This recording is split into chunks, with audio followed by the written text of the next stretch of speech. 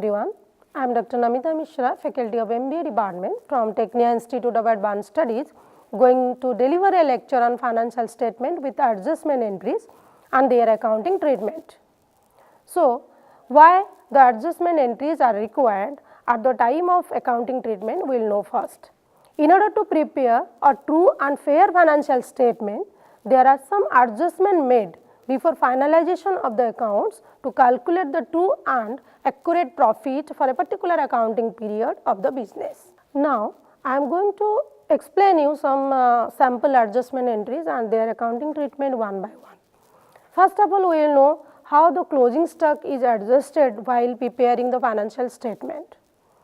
So, what is a closing stock? Closing stock is the unsold stock at the end of the financial year and valued at cost or market price, whichever is less. Following journal entry is passed for the closing stock. The closing stock account debited to trading account. So, now we know the accounting treatment of the closing stock, where an opening and closing stock appear in the balance sheet carried forward to next accounting year and appear on opening stock in the trial balance adjusted through a purchase account and shown in the debit side of the trading account, and sometimes the value of closing stock not given in the trial balance given as adjustment entry. So, what is the accounting treatment for this?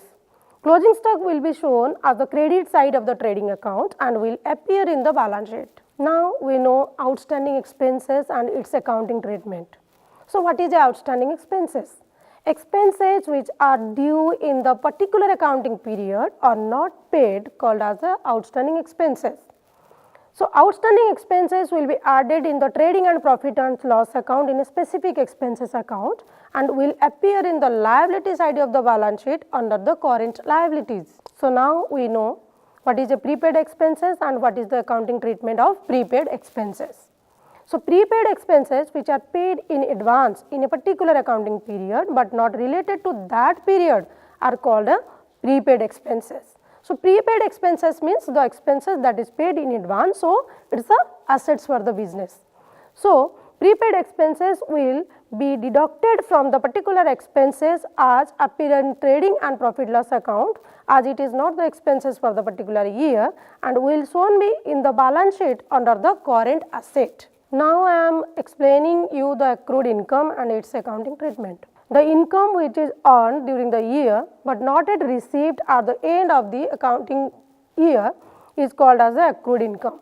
Accrued income will be added to the particular income under the profit and loss account and will be shown in the balance sheet as current asset. Student, now we know the income received in advance and how the accounting treatment is made for it. An income received in advance but not earned in a particular accounting like advance rent, etc. So, what will be the journalized entry for that? Accrued income account debited to income account. Now, we know the accounting treatment of it. An income to be reduced by the amount of advance income in profit and loss account and will be appear as a current liability in the balance sheet. Now, we know interest on capital and its accounting treatment, where an interest paid on the capital introduced by the proprietor or the partner of the firm. The journal entry will be interest on capital account debited to capital account and in the debit side of the profit and loss account, and it will add to the capital account on the credit side of the capital account, and in the balance sheet it is shown in the liability side of the balance sheet. Now, we know interest on drawing and its accounting treatment. Whereas an interest paid on the capital introduced by the proprietor or partner of the firm.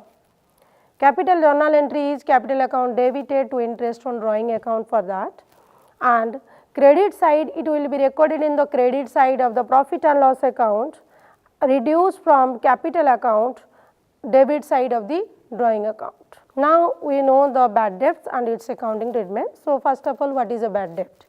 Bad debt is an unrecovered debt or irrecoverable part of the debt.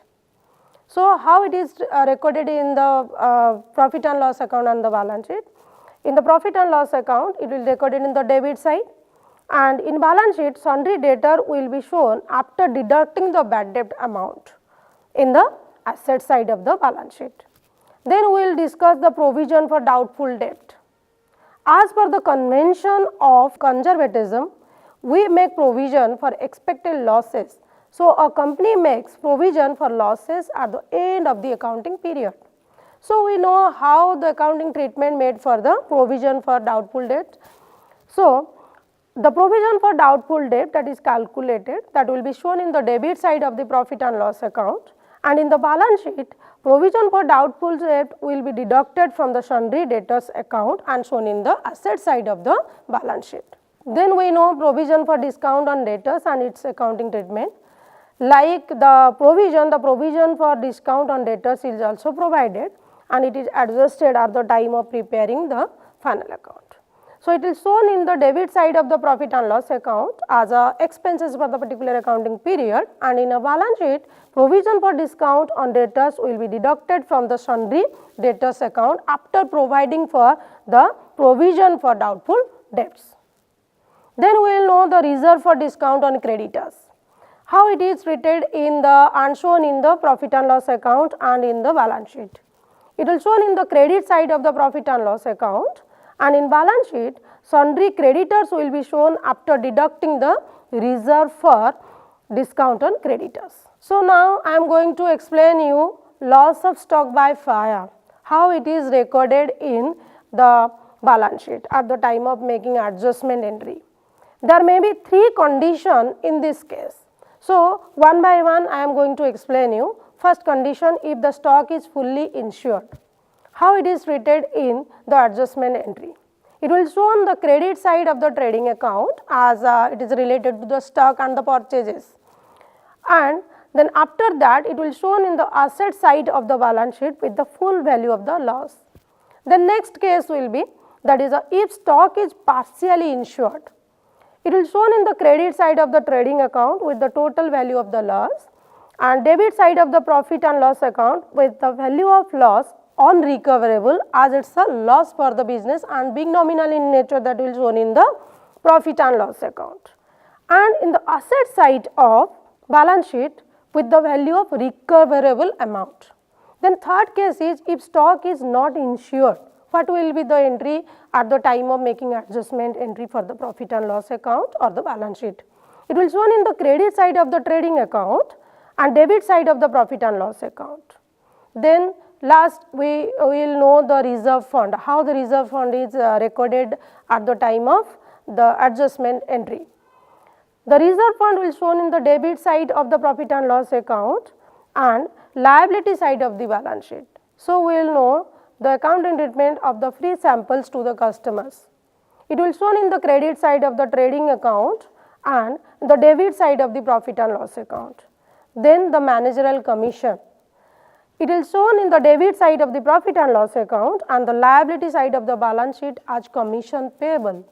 So, next entry is how the goods on sale or approval basis that is recorded at the time of passing the adjustment entries. If there is any unapproved stock laying with the customers at the end of the financial year, it is called as goods on sale or approval basis. Then accounting treatment. Sales account debited to debtors account with sale price and stock account debited to trading account with cost price. So, I hope you understand the topic I explained. Thank you very much.